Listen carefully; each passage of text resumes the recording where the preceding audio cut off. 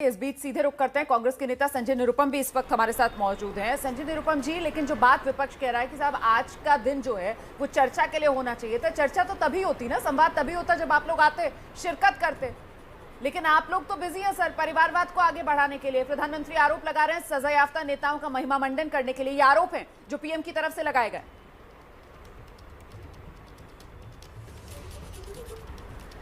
देखिए, बहुत दुर्भाग्यपूर्ण बात है कि आज हिंदुस्तान का एक पवित्र दिन है। आज ही के दिन हमारे देश में संविधान लागू हुआ था और हमारे पूर्वजों ने बड़ी मेहनत करके दिन रात की तपस्या के बाद शायद दुनिया का एक बेहतरीन संविधान लिख करके दिया था। और उस संविधान के माध्यम से, संविधान के तत्वों के आधार पर देश में शासन चल रहा था, काम चल रहा था। लेकिन आज जब संविधान दिन मनाने के लिए प्रधानमंत्री जी ने सभी लोगों को आमंत्रित किया, तब उनका विचार क्या है, तब उनका संदेश क्या है? भ्रष्टाचार। बहुत अच्छी बात की उन्होंने। जो लोग भ्रष्टाचार में लिप्त हैं उनका गौरवगान नहीं होना चाहिए, उनका महिमा मंडन नहीं होना चाहिए।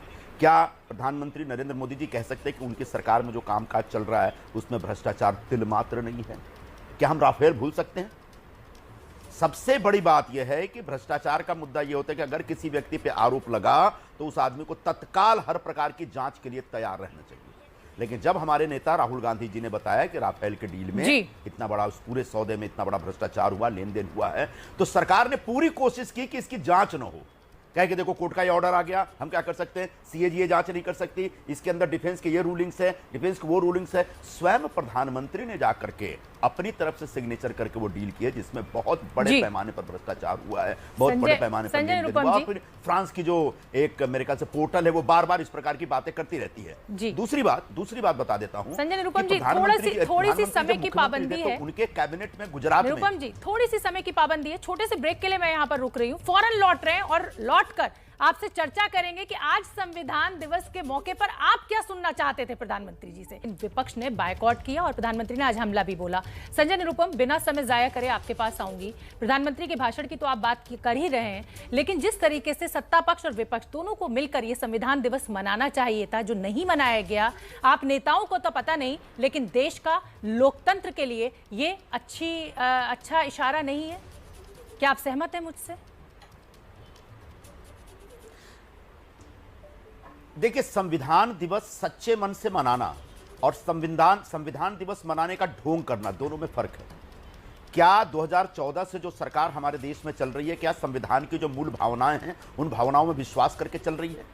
मूल भावना यह है कि हर व्यक्ति निर्भय रहेगा, हर व्यक्ति निडर होगा, समतामूलक समाज होगा, हर व्यक्ति को स्वतंत्रता मिलेगी, आजादी मिलेगी, किसी के साथ जाति, समाज, धर्म के नाम पर भेदभाव नहीं होगा। क्या यह सरकार इन भावनाओं में विश्वास करती है? यह मेरा सवाल है। और अगर प्रधानमंत्री जी चाहते हैं, भारतीय जनता पार्टी या सरकार चाहती है कि संविधान दिवस मनाया जाए, तो पहले इस देश में संविधान द्वारा आधारित, संविधान द्वारा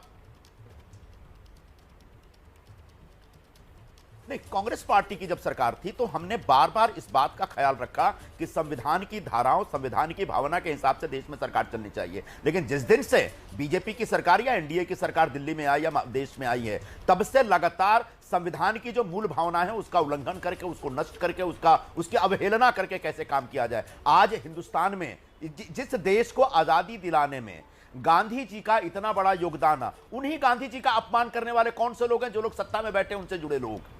आज गोडसे जिसने गांधी जी की हत्या की, उस गोडसे की जय जयकार करने वाले कौन लोग हैं? वही लोग जिनकी सरकार है आज, उनसे जुड़े हुए लोग।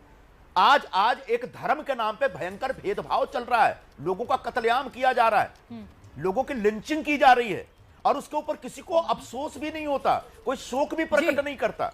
बहुत बहुत धन्यवाद सर, बहुत बहुत धन्यवाद सर। हमारे पास इतना ही है। कुल मिलाकर देश जो है, लोकतंत्र जो है, उसके हित में नहीं है कि संविधान दिवस का कार्यक्रम और उसमें सत्ता पक्ष और विपक्ष साथ भी ना आ पाए।